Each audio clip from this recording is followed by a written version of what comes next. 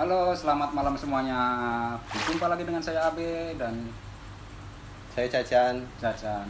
Spesial ini kawan lama out nih. Lama betul. Lama Lupa banget. pasti. Sebenarnya Sudah 9 sampai 10 tahun lah. masa iya sih? Hmm. Nggak nyampe, baru kemarin. Itu juga ketemu di tongkrongan sebelum puasa. Jangan keras-keras ngomongnya. Tongkrongan sebelum puasa. Betul. Terus gimana? Oke, terima kasih Mas Cacan. Kita spesial nih, kita datangi ke rumahnya Bro Cacan nih, di Palangkaraya di jalan. Ya, kawan-kawan pasti sudah tahu lah. Iya, ini sudah bukan rumah sih. Kantor di sebelah rumah gitu. Oke lah, pokoknya saya datangnya ke rumah. Oke. Baiklah. Baik. Kita mau ngobrol-ngobrol santai aja sih. Yang pasti pertama, gimana menurut Mas Cacan sebagai seorang pelaku usaha muda, banyak dunia yang digelutinya nih. Kamu nggak nanya kabar aku dulu sekarang? Tentang pandemi. Sudah, kita positif thinking aja. Oh iya, oke. Baiklah. Tadi pertanyaannya apa? Kita nggak tanya, silakan cerita sendiri. Jadi kalau ditanya tadi bagaimana sih sekarang? Menurutmu pandemi seperti apa sih? Atau COVID seperti apa sih? Ini adalah masalah dunia yang akhirnya ngefek ke kita juga gitu. Jadi kalau ditanya bagaimana sekarang, kita ya bagaimana sebisanya mengikuti anjuran pemerintah dan arahan semuanya untuk segera menyelesaikan perihal ini sih sebenarnya gitu.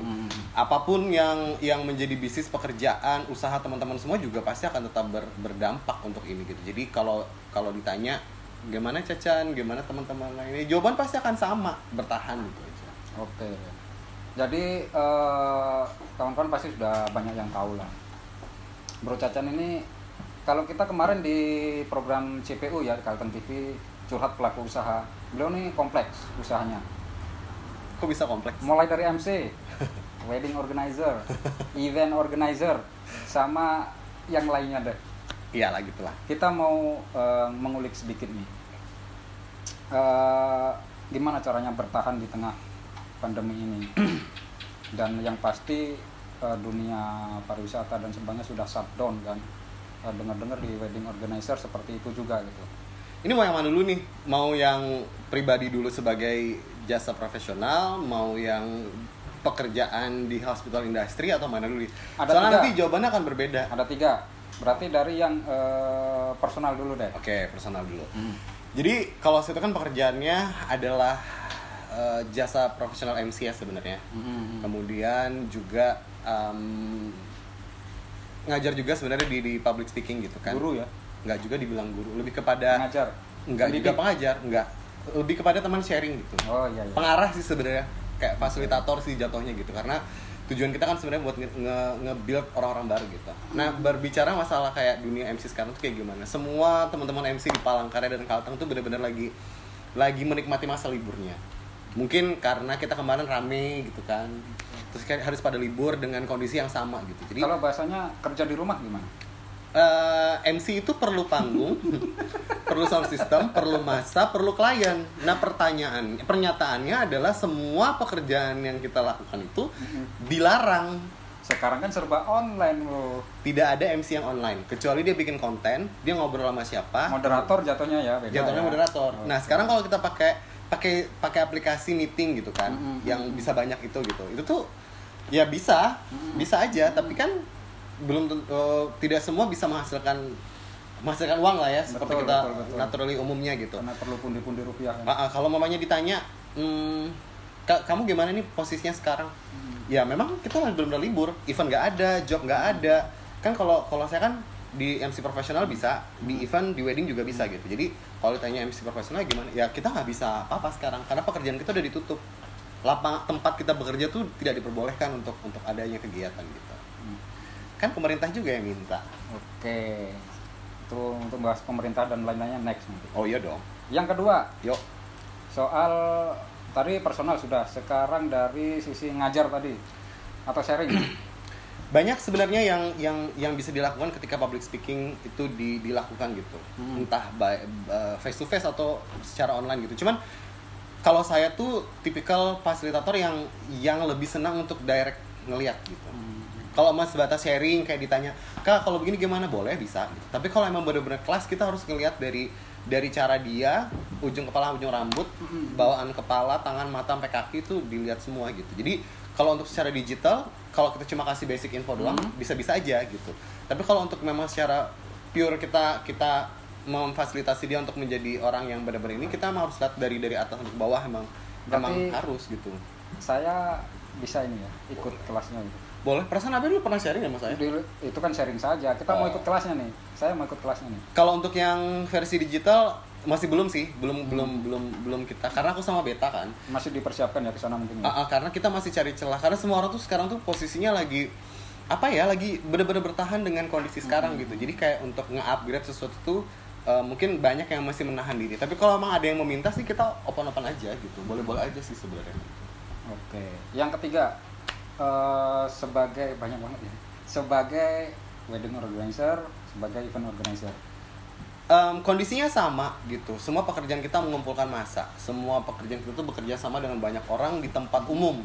Nah gitu. Jadi ya kita kembali lagi ke aturan dan peraturan yang ada gitu loh. Memang tidak akan boleh gitu. Aturan yang muncul-muncul sekarang kan kadang-kadang membuat kita ragu-ragu kapan kita bisa selesai, kapan kita bisa memulai kembali gitu. Jadi ada yang bilang tengah tahun sudah boleh, sampai akhir tahun masih nggak boleh. Itu masih belum ada kepastian. Jadi sekarang yang bisa kita lakukan cuma bisa ya maintenance, penawaran-penawaran gitu-gitu kan, terus juga mengerjakan sesuatu yang sifatnya tuh kayak persiapan buat kedepannya. Karena kalau kita tuh sekarang mandek kayak gini kan sebenarnya tuh tetap menjaga otak kita kreatif ya. Jadi kayak ngobrol-ngobrol, diajakin kolaps gitu tuh termasuk ngebantu kita tetap waras gitu. Bukan kolaps karat, bukan. Kolaborasi ya. Kalau orang tua mungkin nggak ngerti bahasa kolaps ya, dikiranya pingsan ya. Beda kolaps sama kolaps. Pakai B sama P beda. Betul. Ya. Ngomong-ngomong sekarang ngapain nih rumah? Masih ya seperti banyak orang. Kalau boleh sedikit diceritakan. Bangun tidur siang, apalagi puasa. Nonton film. Nah, kita fair aja loh sekarang ya kan. Betul. Nggak ada kerjaan, nggak banyak ketemu orang gitu kan. Apa yang banyak kita lakukan itu nggak banyak gitu. Jadi kayak memantau sosial media, sekarang aku tidak begitu memantau sebenarnya. Jadi nonton series sama seperti teman-teman lain, baca, terus apalagi ya, banyak beres-beres rumah sih sebenarnya kemarin, karena banyak ternyata yang di rumah tuh kita tinggalin kan, maksudnya tuh banyak tugas luar. Kalau gitu. kekurangan kegiatan nanti bisa beres-beres di rumah saya. Nggak perlu. Itu tadi yang kolaps. Nggak usah, nggak perlu. Di rumah belum selesai. Terus apalagi ya? Ini mencoba ngeliat peluang-peluang yang bisa dikerjain. Oke, tahan dulu itu nanti. Terus menurut Bang Cacan nih, yang harus dilakukan oleh teman-teman selain di rumah harus kreatif, kolaborasi dan sebagainya, bagi pelaku usaha nyambung yang tadi di event organizer dan sebagainya, ada pelaku bisnis yang lainnya kira-kira yang harus dilakukan apa nih, strategi, mungkin ada tips atau gimana? Kemarin tuh ya aku ada nonton di satu IGTV, lupa di akunnya siapa gitu. Jadi dia bilang begini, kalau kita sekarang itu kan kondisinya sedang ada di rumah. Sebenarnya tuh untuk tetap menjaga kita tetap kreatif itu adalah tetap berinovasi, evaluasi, revisi gitu. Jadi kita sekarang tuh sebaik-baiknya adalah tetap bisa bersosialisasi terhadap diri kita sendiri dulu gitu. Jadi apa yang udah kita kerjain kemarin itu bisa dievaluasi dulu, dilihat gitu kan, dicek dulu mana yang pas, mana yang enggak gitu. Jadi ketika kondisinya sekarang kita lagi di rumah aja ya kita bebenah dulu nih dalam-dalamnya kita tuh lagi nggak benernya apa, lagi nggak pasnya apa gitu. Nah jadi supaya nanti ketika ini selesai kita nggak ngeblank, kita nggak kaget gitu. Jadi itu sebenarnya yang bisa kita lakukan. Kira-kira kalau sudah selesai nanti, tadi kan sudah nggak sabar kayaknya mau nanti kita mau ini. Ketika pandemi sudah selesai, mau ngapain? Ketika pandemi tetap sudah selesai, bersih banget atau sudah setengah selesai? Yang pastinya kayak mau berkarya di tempat yang crowded, di public area dan sebagainya sudah boleh. Nah, kalau itu sebenarnya begini, saya juga udah sempat mikirin dari kemarin. Kalau kita ini udah bisa balik kerja lagi gitu kan, standar keamanan, kesehatan selama masa pandemi sama setelah itu kalau bisa tetap disamain. Jadi tempat cuci tangan tetap ada gitu kan. Terus kalau kita lagi di acara gede tuh ya tetap jaga jarak sama orang gitu kan. Better kita kemana-mana pakai masker. Ya semoga itu tetap ada gitu. Karena kenapa? Ternyata selama masa pandemi ini kita diajarkan untuk lebih bisa menjaga diri dan kesehatan gitu. Karena kalau zaman sebelumnya kan kayak kita sembarangan aja gitu. Nah kalau memang eventnya bisa dilaksanakan lagi ya standar seperti itu tetap bisa dipakai gitu. Yang pasti untuk road to ke sana banyak kebijakan dari pemerintah gitu. Dari kebijakan yang sekarang, terus next yang mau dikeluarkan pemerintah sebelum nanti dibuka dan sebagainya. Kita berharapnya pandemi ini cepat selesai ya. Harapannya seperti apa pada kebijakan pemerintah dan sebagainya gitu? Mungkin lebih selektif lagi kali ya untuk menyelenggarakan atau memberikan kebebasan untuk orang-orang berkumpul secara besar gitu. Karena kan kadang-kadang tuh kalau kayak kita nih orang-orang jasa MC ya mana ada event ya sikat terus gitu loh. Mungkin kalau kedepannya kayak lebih di safety keamanan pada saat acaranya aja sih sebenarnya. Harapan itu di situ. Jadi kalau dulu kan udahlah kalau di event udah selesai buka gitu. Protokolnya terpisah gitu ya. Protokol event ini kalau untuk penerbangan kan dibuka tapi bla bla bla panjang lebar gitu. Untuk event gitu juga mungkin. Kalau event tuh mungkin lebih ke ini aja kali ya, kayak penggunaan masker, interaksi sama orang gitu-gitu. Mau crowded kayak gimana yang penting WC, maaf ya toilet umum gitu-gitu tuh aman gitu kan. Tempat cuci tangan ada, tempat kebersihan tuh ada gitu-gitu. Jadi akhirnya tuh di situ tuh muncul perbedaan nih sebelum terjadinya pandemi sama setelahnya tuh kita lebih aware sama kesehatan kita lebih aware sama orang-orang yang lagi ada di sekeliling kita kayak gitu. Lebih ke situ sih sebenarnya. Jadi akan berbeda gitu treatmentnya.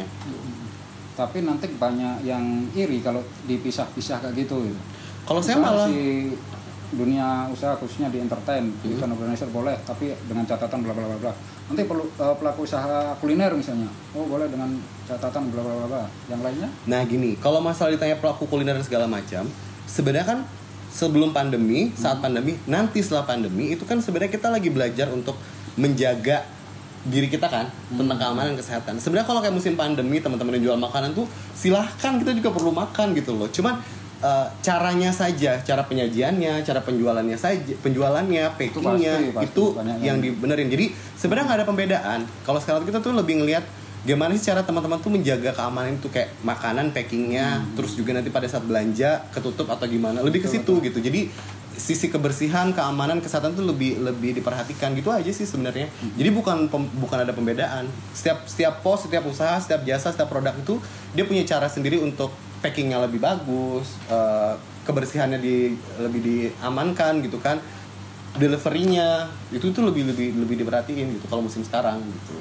Nah, ngomong-ngomong dari sebelum pandemi sampai sekarang, namanya di dunia event organizer ya, atau di wedding organizer kan banyak deal di awal, terus next 2 atau 3 bulan selanjutnya mau dikerjakan, otomatis banyak yang terkendala nih. Kira-kira ada berapa project nih?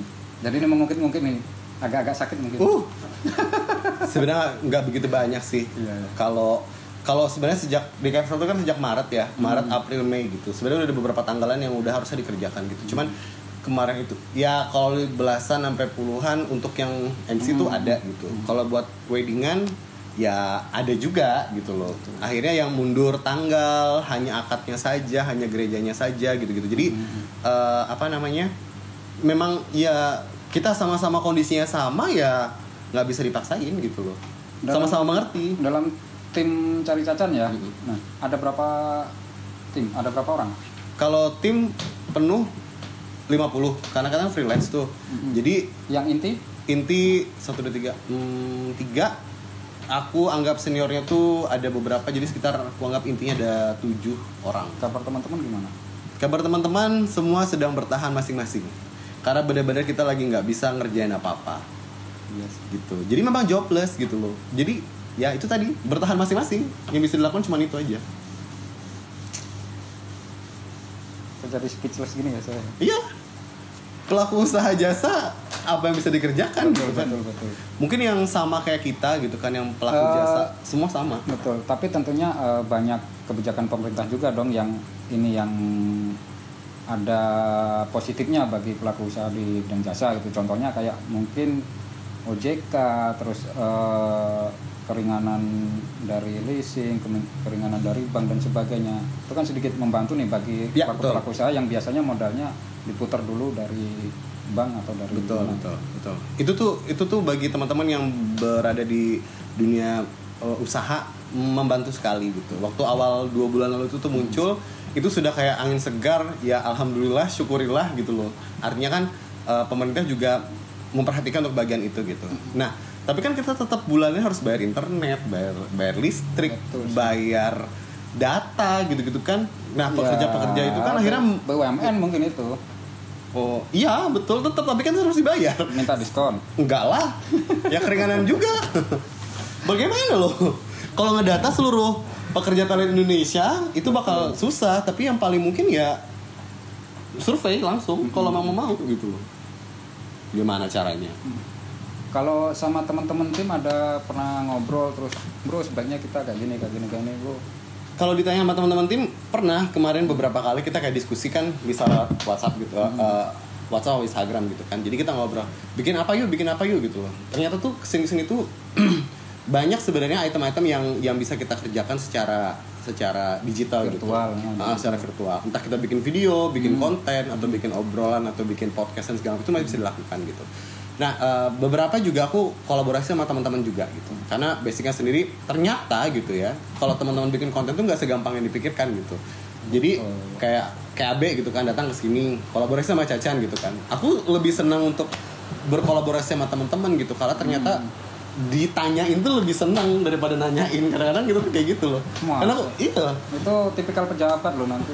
Enggak ya. Ditanya itu biar keluar di media. Amin. Cuman takutnya tuh kalau ditanyain terus nggak selesai jawabannya. Berarti mesin politik nanti nyalon ya? Iya, kalau ada nanti jalannya. Nanya-nanya nanti. Kalau ada jalannya, kalau ada nawarin ya ayo gitu. Waduh, open endorse atau open apa ini? Open endorse. Open endorse. Jadi nggak masuk partai atau organisasi partai, tapi open endorse saja ya? Open endorse. Oke deh. Kita yang terakhir sekali lagi. Sebagai seorang pemuda nih yang aktif di berbagai komunitas, ikut berbagai kegiatan, karena kita juga di community bareng dulu kan. Ya. Ngaku-ngaku sebagai influencer. Himbauan atau jadul banget ya himbauan ya bahasanya ya. Himbauan. Tetap himbauan juga namanya, tetap himbauan juga.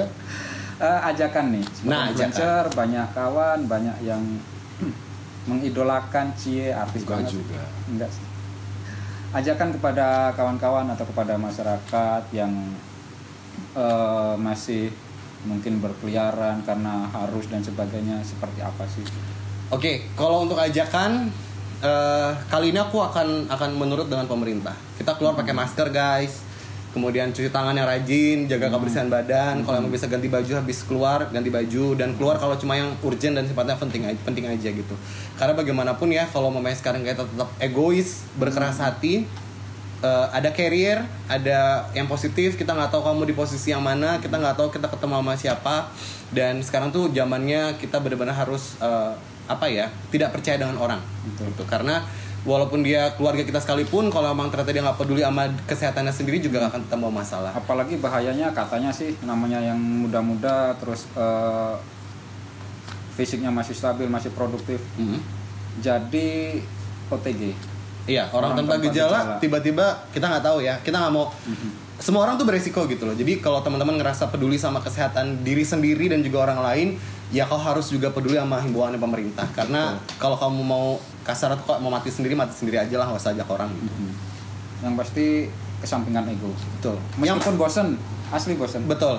Ada satu lagi hal yang penting gitu. Psikologi manusia saat ini sekarang lagi benar-benar sensitif gitu.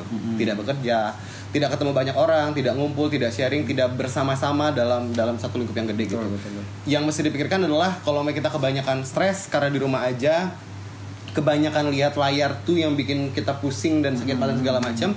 Doing something kreatif lah guys. Karena ketika kita banyak diam, banyak hal sebenarnya juga yang bisa kita pikirin gitu. Karena itu tuh tergantung kitanya aja untuk nge-build dan ngebangunnya gitu. Kayak kita bikin kolaborasi begini juga salah satu bikin kita tetap waras, tetap bisa interaksi sama orang, tetap bisa berpendapat, tetap bisa ngobrol gitu. Next kita juga akan bikin kolaborasi macam-macam dengan Karikakan cari Cacan. Lama nggak denger Karikakan cuy. Ya namanya kan Jadul, Pak. bilang Oh. tadi kawan lama. Aduh. Baiklah. Kau suka melupakan. Nggak, aku malas teman-teman yang baru datang lagi. Maklum dulu sibuk banget. Nggak juga sebenarnya, aku tuh ada di sini aja. Iya kah? Di sini aja, nggak pernah kemana-mana loh. Ya namanya rumahnya di sini. Yes juga sih sebenarnya. Tapi orderan obyekannya kan Ya, kesana kemari. waktu itu ya, waktu zaman sebelum semua tidak diperbolehkan. Semua masih dibolehkan gitu. Ini mulai lagi curhat lagi panjang lagi nih. Intinya tuh stay positif, tetap waras, tetap kreatif aja. Ada banyak hal yang bisa kamu kulik kok selama kamu di rumah aja. Oke. Jadi itu tadi ngobrol singkat banget loh ini. Tapi mungkin agak sedikit panjang. Kita tidak mengeluh, kita hanya curhat, ngobrol apa adanya, berbagi menyemangati dan saling sharing, berbagi tidak rugi, tetap saling support. Thank you, sampai jumpa lagi bersama Sabe, Cacan, dan next kita di CPU, curhat pelaku usaha. Dah.